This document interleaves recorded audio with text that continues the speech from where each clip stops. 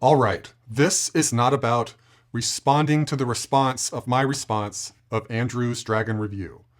I think people's minds are quite set on that particular piece of hardware and how smart or dumb I am in regards to its performance.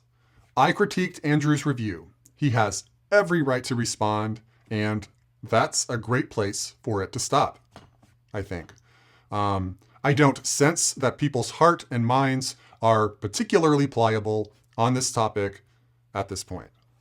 3 topics I want to set straight that I actually have strong feelings about because they speak to character.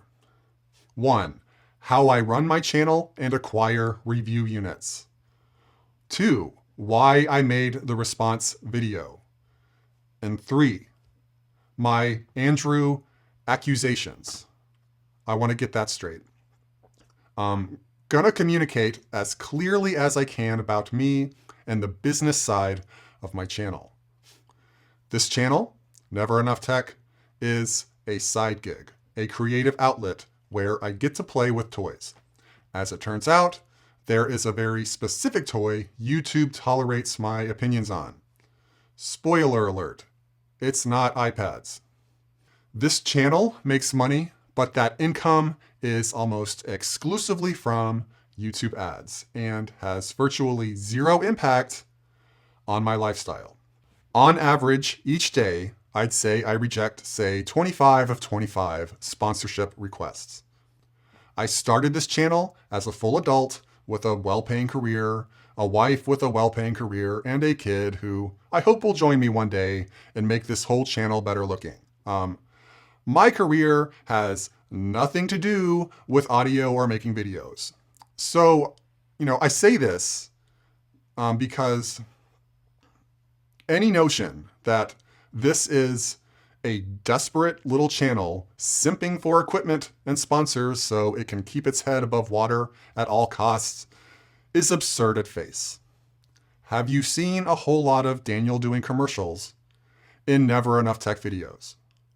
Of the 100+ videos I have published, this is the one. RESCPET. Hard to gain, easy to lose. There are a handful of reviews where I got paid, and I disclose this in the video and metadata. You can go take a look at those and decide whether you think they're fair. I have never been paid for a soundbar review, though the Yamaha bar I reviewed was provided to me. So you can put the Dragon on the list of soundbars I paid for just like you. I disclose communications I have with Nakamichi for the sake of transparency. It seems like my life would be less complicated if I didn't mention it, but I feel morally obligated to, and I will keep doing it. Any accusation that I am a puppet, brand ambassador, taking money from Nakamichi, their hand is up my rear end, is false. And disgusting, I think. I can brush off a million "you're a bad reviewer" comments. Those are all fair. You have your own judgments about that. The sell your soul style accusations where you don't have the information, I take serious issue with. And if you think so little of me, please unsubscribe, like some of you already have. I would prefer my subscribership be built on a bit more trust and grace than that. I accepted an offer from Nakamichi to review the 12-inch subs before you can buy them because, well, I have genuine interest in the system, as do many others, even if just for window shopping. Okay, so Nakamichi and I agreed I would send the subs back after the review. If I really, really want them, I will buy them just like you.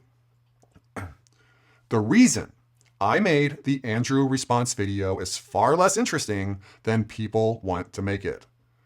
The initial estimates was that I would be reviewing the subs at this very moment. There were delays. Contemplating how to busy myself now that my schedule has a hole and I hadn't bought my monthly soundbar system, I remembered, it dawned on me, there were a few commenters asking me what I thought about Andrew's review. I thought it would be fun to do a reaction video, in part because I sensed Andrew's dead last comment was provocative, and I had other opinions and arguments and thoughts about why he came to the conclusion based on my dragon journey. The video was really not aimed at Andrew, but rather viewers that were interested in a formal response to a review that I thought, took it pretty far. I think there should be space for formal responses to high-profile reviews. Was my video the best way to do it? No. And whatever confusion it may have brought, I'll take credit for that. Anyway, that's why I made the video. Take it or leave it. About my Andrew Robinson attacks, I want to reiterate that I think Andrew Robinson is a stellar YouTuber. It seems like everything he creates is elegant and of high quality. He deserves his prestige. And no, I don't know how long he spends with his equipment. I shouldn't have made assumptions, and I suspect he can make accurate assessments rather quickly. He seems like a sharp, efficient dude, well-versed in his field. Okay? All right. So, in any case, I did not intend to impugn his integrity by saying he has superficial contact with all his equipment, or that he just wings the reviews. I think that's ridiculous at face, and so should you. And I do deeply care if there are genuine concerns that I am maliciously attacking Andrew's credibility. Here is the mental math that led to my comments about dragon exposure time. Okay, so he releases about 8 videos a month, which is impressive, plus live chats. 4 of these videos are in-depth reviews, which I know are labor intensive. The other 4, are more conversational, but I imagine, still takes quite a bit of time. He probably pumps out something like 9 minutes to my one. I will freely admit, even at my 1/9 productivity, I struggle balancing listening to a system and doing all the other things to make sure there is a video. You can make fun of my dragon maturation time advice. I stand by it as I think it makes sense for a reviewer to fast forward the system to sound more like what it may sound like 2 months out of the box, not immediately or hours out of the box. But I digress. This is not the point. Rather, the point I was trying to make is, yo, Andrew, with your schedule, because you have a business to run with advertised deadlines. I don't have advertised deadlines. It would make it challenging for you to do some of the time-intensive experimentation and optimization habituation I did with the dragon that led to a heightened experience for me. From box open to published review was about 28 days for me. This is not a practical schedule for many YouTubers, okay? So it was like I like the dragon and a lot of other people do too. It's a really impressive system in a lot of ways. Man, if the Robinson team had the kind of unforced schedule I had, I think, your assessment might be softer, okay? I did say there was a bit of "tude" in the beginning of my video, maybe an unhelpfully ambiguous word.